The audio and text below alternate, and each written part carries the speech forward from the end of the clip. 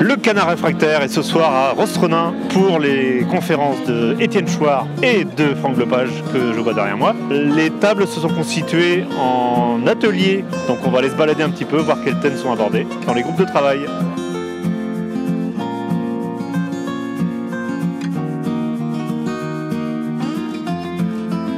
On travaille sur les réseaux sociaux. Okay. Et qu'est-ce qu'il en ressort du coup comme idée? Qu'il nous faut une chambre de modération qui contrôle les contenus, qu'il faut de la transparence sur les données qui sont collectées. Il y a aussi le contrôle des données, pas la souveraineté des données de l'utilisateur. L'idée qui a émergé, qui était pas mal, vraiment pas mal, c'était de prendre le problème à l'envers et de trouver les problèmes que soulevaient les réseaux qui sont utilisés à l'heure actuelle et du coup de construire le réseau idéal sans ces problèmes-là. Vous pouvez nous répondre à une question? Oui. C'est quoi exactement le but du réseau social? Du coup, c'est juste de voter ou est-ce qu'il y a autre chose? Social, là Apparemment, on est parti là-dessus. En fait, il faut que ça nous aide à faire de la politique. Hein. C'est une utilisation. Dans cette optique, comment contrôler les réseaux avec les moyens qu'on ait. Le réseau, ça pourrait nous permettre à protéger nos lanceurs d'alerte, ça pourrait nous permettre de faire l'éducation populaire, ça pourrait nous permettre de nous organiser de façon politique. Hein. Et dans la Constitution, surtout donner aux exécutifs l'obligation, la mission de nous organiser un réseau social honnête. Et ce serait favorisé par le gouvernement. Quoi. Alors Étienne, te voilà dans le centre-Bretagne. Oui. Est-ce que tu t'attendais à avoir autant de monde ici ce soir? Je savais qu'il allait y avoir beaucoup de monde avec Franck. Il y a plein de gens qui attendent depuis longtemps qu'on fasse quelque chose ensemble. Donc là, qu'est-ce qui se passe là, grosso modo? On fait des ateliers constituants, c'est-à-dire qu'on apprend à écrire nous-mêmes les termes de notre puissance politique. Et c'est génial comme d'habitude, c'est toujours bien. C'est une activité qui est plaisante, qui est stimulante, prometteuse. En fait, ce qui est intéressant, c'est la réflexion, quoi. Voilà. En fait, tu sais, quand on est petit, on apprend à écrire. Tu te souviens, tu as des enfants, tu leur apprends à écrire. Et ils écrivent des A, puis des B, ils font des lignes de B, des lignes de C, jusqu'à ce qu'ils les écrivent bien. Et puis, ils se copient les uns les autres pour faire « Oh, ils sont bien tes B, je les fais mieux en regardant comment fait l'autre. » Mais au bout du compte, on ne garde pas les lignes de B. On ne garde pas les lignes de A, c'est pas ça qui compte. Ce qui compte, c'est notre cerveau, notre main. C'est nous qui sommes d'écrire. C'est de faire des erreurs au départ pour apprendre petit à petit, quoi. Et puis devenir capable d'écrire. Et là, c'est ça qu'ils sont en train de faire. Ils sont en train de devenir capables d'écrire leur puissance politique. Les commissions de contrôle sont constituées de citoyens ou habitants tirés au sort à partir du fichier de l'INSEE, à partir de 16 ans et plus.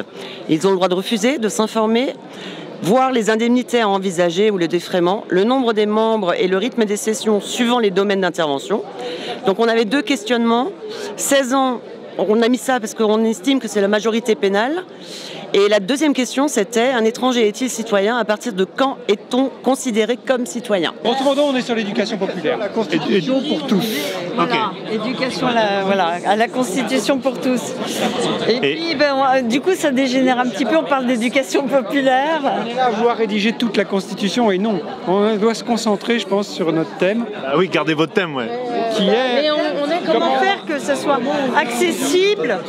Que chaque citoyen a accès à la Constitution, il la comprend et sait comment il peut agir pour la modifier éventuellement. Pour la faire modifier. Alors on est en compagnie de Christian Gilet Jaune Cabé, de Rostronin, GJKB. Donc comment se passe cette soirée, Christian? Super, hein, il faut voir le monde, l'enthousiasme qu'il y a entre les gens. Enfin, c'est vrai, là il y a des ateliers constituants, là, ça discute, c'est le bonheur total. Voilà, c'est ce que nous on veut, voilà. C'est faire discuter les gens, échanger des idées, créer la communication. Voilà, c'est tout ce qu'on veut, quoi. En fait, c'est ça pour ça qu'on est Gilets jaunes à la base. Alors quel est votre thème de la soirée? Les forces armées. Et il en ressort quoi du coup? La blague qui tue. En fait, on va faire mourir les forces ennemies en leur racontant une blague, ils seront morts de rire. Et comme ça, on n'aura plus besoin de fabriquer d'artillerie. Et puis ça pollue moins et tout, c'est pas mal. Par l'humour, quoi. Voilà, mort de rire, quoi. Ok. Donc qu'est-ce qu'il en ressort globalement alors? Alors on peut dire un article qui est: l'engagement des forces armées est décidé par la Chambre des représentants tirés au sort tous les 2 ans, renouvelable par tiers. Il faut bien préciser que c'est une chambre dédiée aux questions de sécurité extérieure. C'est pas la chambre complète des représentants. Il y a des chambres de contrôle pour différents sujets. Et celle-là, c'est une chambre qui est dédiée aux forces armées. Voilà. On interrompt votre débat, donc je vois que le thème c'est la monnaie. Oui. Alors qu'est-ce qu'il en ressort? Alors ce qu'il en ressort en gros, on commence à essayer de voir comment rédiger l'article. C'est sur l'action régalienne de la monnaie, c'est-à-dire que la monnaie doit être régie, réglée par l'État avec une banque centrale. Il s'agit nationalisée. Nationalisée, absolument. Il y aura bien sûr après le lien avec la monnaie d'exportation, donc pour l'étranger, c'est-à-dire que si on prend l'euro, n'est plus une monnaie unique, mais une monnaie commune, la différence entre la monnaie unique et la monnaie commune. Et surtout très intéressant, c'est comment articuler constitutionnellement les monnaies locales, voir également leur surface géographique. Elles doivent être fondantes, étant bien sûr régulées en haut par l'État de toute façon. Ok. Quelque chose à rajouter? Ouais, si je peux mettre un mot, je pense que c'est quand même un peu ton point de vue parce que moi j'ai plein de questions sur mon truc. Moi je suis arrivé avec Bitcoin et j'ai envie de dire heureusement parce que ça a soulevé des questions, genre finalement on parlait de la valeur, de indexer la monnaie, etc. Et moi je connais une monnaie, c'est la monnaie libre qui est indexée sur l'humain et ça me parle plus que d'indexer sur de l'or ou sur une armée, une capacité d'un pays à se défendre, tu vois. Donc voilà, je pense qu'il y a plein de questions, qu'on est en train d'en débattre. La seule truc sur laquelle on est à peu près d'accord à mon avis, c'est la définition d'une monnaie. Donc c'est un moyen d'échange, c'est une valeur d'usage et c'est aussi un store of value en français. De réserve. Voilà. Ah, ok. Donc je pense que là-dessus on est à peu près tous d'accord. Le reste, donc il y a un consensus, quoi, un magnifique consensus. On a la définition. Bon on est au début, quoi. Allez, bon courage. Donc l'entrée était gratuite, voilà, parce que nous ce qu'on veut c'est faire faire rentrer. Il faut préciser que l'entrée n'est pas payante. Était gratuite, voilà. Donc nous à la base c'est ça, c'est faire venir un maximum de gens pour que les gens puissent discuter et échanger des idées. Donc, alors il y a quoi? Il y a à peu près 300 personnes, c'est ça? Oui, 300 personnes, minimum 300 personnes, Ah, super, merci Christian. Cool. De rien, avec plaisir.